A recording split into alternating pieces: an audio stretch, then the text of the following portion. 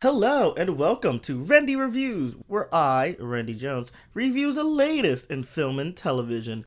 Well, today I guess I'm not necessarily reviewing because I was only sent 2 episodes of this, but we will be talking about Hawkeye, at least my first impressions on it. Here we are, the 5th MCU series in 2021, because goddamn we will never be free from the grasp that is the MCU. This is just too much to handle.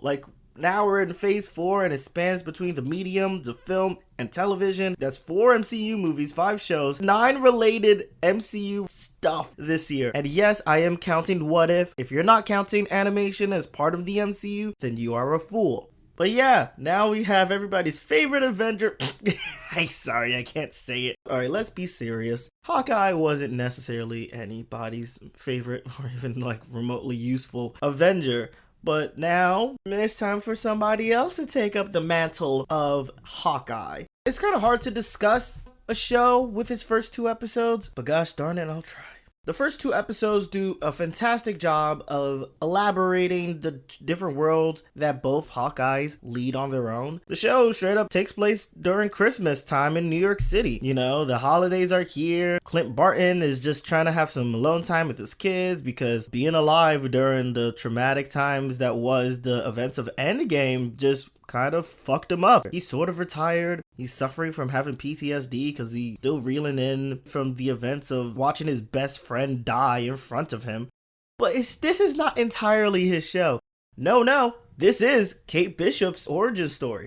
Right in the cold open of the first episode, you see what sparked little Kate Bishop and her hopes and dreams to becoming an archer. And because this is a New York show about a New Yorker, it's pretty clear as to what event in New York in the MCU that brought a sparkle to little Kate Bishop's eye. And it's a darn great cold open. Throughout the first episode, you get to see a little bit of a juxtaposition between Kate Bishop and how her life got carved out. As the show settles into the present day, post-blip, everybody is, trying to live out their lives as if nothing ever happened.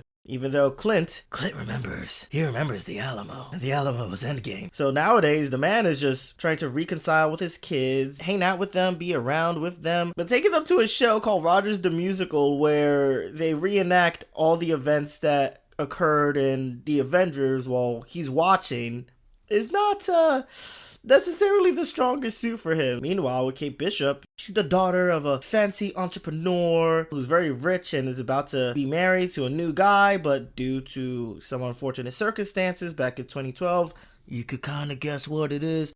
And Kate Bishop is kind of nervous about her future. Well, not necessarily that, but she doesn't know what the future holds, especially since she's getting an onslaught of bad news, including her credit card getting declined by her mom and the news of her getting a new stepdaddy, even though she's not fully healed from losing her dad.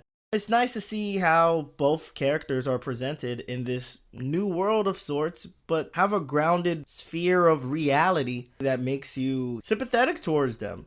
They're people again. It's been a while since the MCU just kind of depicted people being people, especially after all this gigantic, bombastic events. And now everything is kind of getting back to the rhythm of the old days of the MCU. The show has pretty low stakes, and that's a great thing. Clint just finished going up Thanos, and now his adversaries range from a tracksuit mafia gang and LARPers. Yeah, you heard me.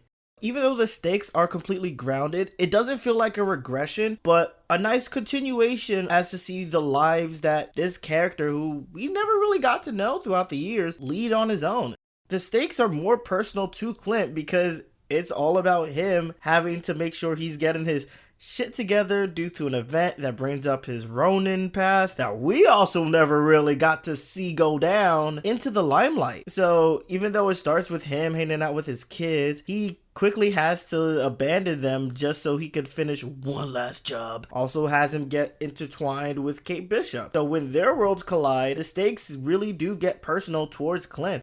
He has to send his kids away back home, and they're bummed out because it's their first Christmas together post-blip. The man is on a ticking time clock to get his shit together just so he can make it home in time for Christmas. Now, that's not some crazy stakes for the MCU or whatever, but because it feels so close to the character and what he cares about, it makes you sympathize with him.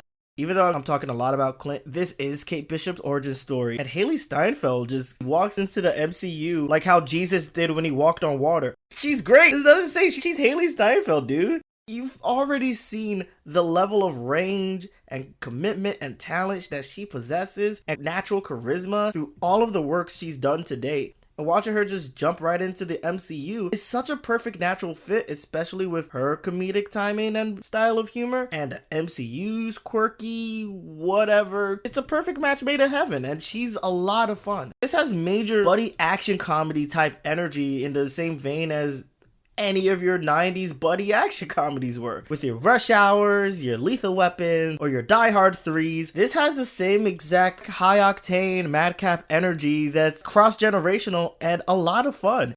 His old cynical wisdom and her little inexperienced, clumsy, and naive energy is such a nice clash for them to go on this quest during Christmas. It's a buddy comedy that is more down to earth than I would have expected, especially since now we are ranging in between big cosmic gargantuan type stuff, but also small scale, down to earth, grounded, old school action fun that it's weird to see like the back and forth, but it's given a lot of these different properties within the MCU their own little identity and style. This is some nice food to keep us all satisfied until Spidey comes swinging through. Oh my god, how am I gonna review that?